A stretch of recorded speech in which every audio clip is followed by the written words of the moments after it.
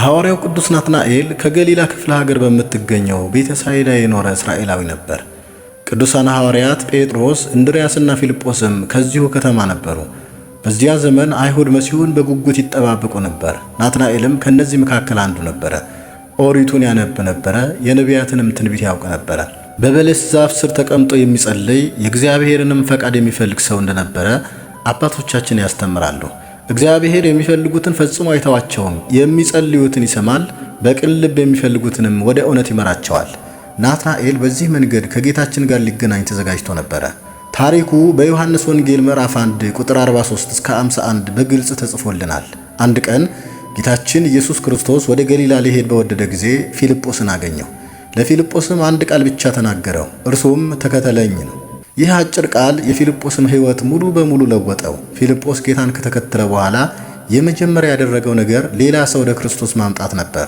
ወዲያውኑ ወዳጁ ናትናኤልን ፈለገው። ባገኘውም ጊዜ ሙሴ በሕግ የጻፈለትን ነቢያትም የተነበዩለትን የዮሴፍ ልጅ የናዝሬቱን ኢየሱስን አግኝተናል አለው። ይህንን ሲሰማ ናትናኤል ወዲያውኑ አላመነም። ነገር ግን የጠየቀው ጥያቄ የማፌዝ ሳይሆን የፍለጋ ጥያቄ ነበረ። ከናዝሬት ደግ ሰው ሊወጣ ይችላልን? አለ። ምክንያቱም አይሁድ መሲሁ ከናዝሬት እንደሚመጣ ይጠብቁም ነበር። ናዝሬት ትንሽ ከተማ ነበረች። ብዙ ሰዎችም በንቀት ይመለከቷት ነበረ። ስለዚህ ናትናኤል በሰማው ነገር ግራ ተጋባ። እዚህ ላይ የፊልጶስን ጥበብ እንመለከታለን። አልተከራከረውም፣ ረጅም ማስረጃም አላቀረበለትም። ይልቁንም አንድ አጭር ነገር ብቻ አለው፣ መተህይ። ይህ በወንጌል ውስጥ ካሉ ታላላቅ ጥሪዎች አንዱ ነው። ክርስትና ክርክርን ከማብዛት ይልቅ ሰውን ወደ ክርስቶስ ማቅረብን ያስተምራል። ዛሬም ሰዎች ስለ እምነት ጥያቄ ሲያቀርቡ በንዴት መመለስ የለብንም። እንደ ፊልጶስ በፍቅር መተህይ ማለትን መማር አለብን። ፊልጶስ ናትናኤልን ወደ ጌታ መጣው። ከዚያ በኋላ የሆነው ግን ድንቅ ነበር። ጌታችን ናትናኤል ገና ከሩቅ ሲመጣ አየው። ከዚያም በሰው የማይነገር ምስክርነት መሰከረለት። እነሆ በልቡ ተንኮል የሌለበት እውነተኛ እስራኤላዊ ይህ ነው አለ ጌታ። ይህንን ሲሰማ ናትናኤል ተደነቀ። ጌታን ከዚህ በፊት አላየውም። ስለዚህ ከወዴት ታውቀኛለህ ብሎ ጠየቀው። የጌታችን መልስ ግን የናትናኤልን ልብ በአንድ ቅጽበት ለወጠው። ገና ፊልጶስ ሳይጠራ በበለስ ዛፍ ስር ሳለህ አይቻለሁ አለው። ይህ ቃል ናትናኤል ብቻ የሚያውቀውን ምስጢር ገለጠ። ጌታችን በዚያ ቦታ በአካል ባይገኝም ሁሉን የሚያውቅ አምላክ መሆኑን አሳየ። ይህንን ሲያይ ናትናኤል ጥርጣሬውን ሁሉ ተወ። በጽኑ እምነትም ጌታን መሰከረ። ጌታችን ገና ፊልጶስ ሳይጠራህ በበለስ ዛፍ ስር ሳለህ አይቻለሁ ብሎ ከተናገረ በኋላ የናትናኤል ልብ በአንድ ቅጽበት ተለወጠ። ከዚህ በፊት ከናዝሬት ደግ ሰው ሊወጣ ይችላልን ብሎ የጠየቀው ሰው አሁን ግን በሙሉ እምነት ቆሞ እንዲህ አለ፣ መምህር ሆይ አንተ እግዚአብሔር ልጅ ነህ፣ የእስራኤል ንጉሥ ነህ አለ። ዮሐንስ ወንጌል ምዕራፍ 1 ቁጥር 49። ይህ ቀላል ንግግር አይደለም። ናትናኤል በአንድ አንቀጽ 3 ታላላቅ ምስክሮችን ሰጠ። የመጀመሪያው መምህር ሆይ በማለት የጌታችንን መምህርነት አመነ። ሁለተኛው አንተ እግዚአብሔር ልጅ ነህ በማለት መለኮትነቱን መሰከረ። ሶስተኛው የእስራኤል ንጉሥ አንተ ነህ በማለት የተጠበቀው መሲህ እርሱ መሆኑን አመነ።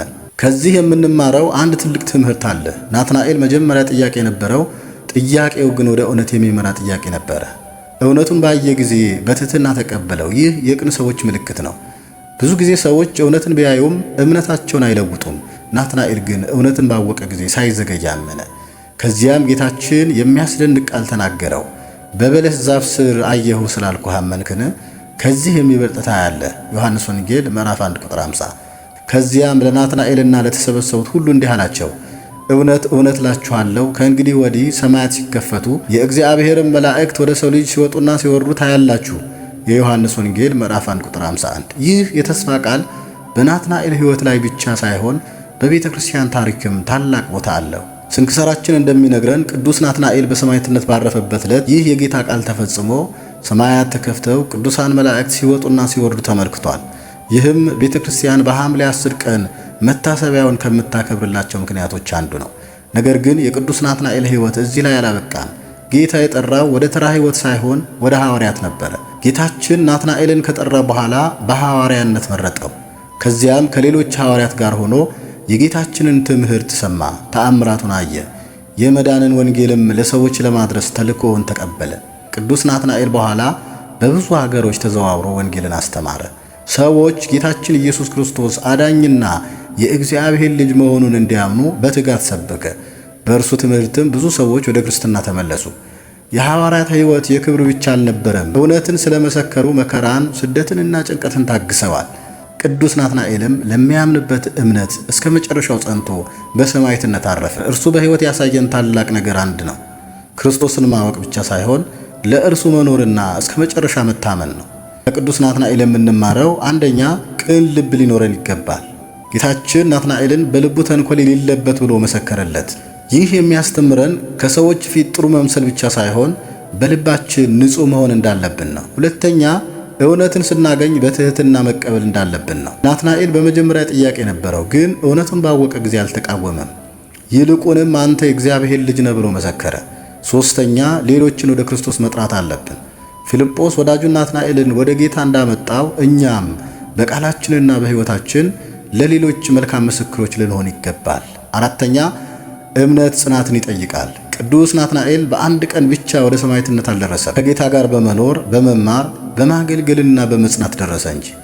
ስለዚህ ሐምሌ 10 ቀን የቅዱስ ናትናኤልን በዓል ስናከብር በዓሉ የታሪክ ማስታወሻ ብቻ አይደለም፣ ለእኛም የሚሰጥ መንፈሳዊ ጥሪ ነው።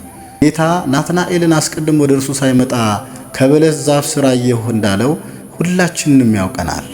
ስለዚህ በሰው ፊት ብቻ ሳይሆን በእግዚአብሔር ፊት ቅን ሆነን እንኖር። ቅዱስ ሐዋርያው ናትናኤል ረድኤት በረከት ከሁላችን ጋር ይሁን። እግዚአብሔርም እንደርሱ በእምነት ጸንተን እስከ ፍጻሜ እንድንደርስ ይርዳን። ወስብሐት ለእግዚአብሔር ወለወላዲቱ ድንግል ወለመስቀሉ ክቡር። ይቆየን።